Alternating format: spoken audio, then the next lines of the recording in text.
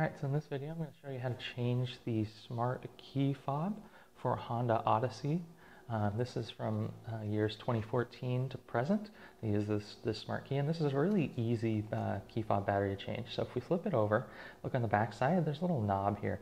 We can pull that knob to release the internal valet key. Now with the valet key, we can use this if we put it right in the middle between the two pieces of the fob itself, and just give it a little twist kind of each way, and that'll be able to pry these two pieces. Once you get them kind of popped off, I have to get a little bit of a more leverage sometimes, but this key fob, once you have it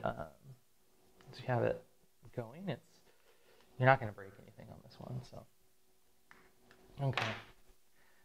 So I've got that going now. Okay, so this pops into two pieces, and then the internal key battery that you need for the Odyssey is the CR2032. It's a 3-volt coin battery. Now you can go ahead and just take your valet key on the left side here and pop that battery right out, put a new one in.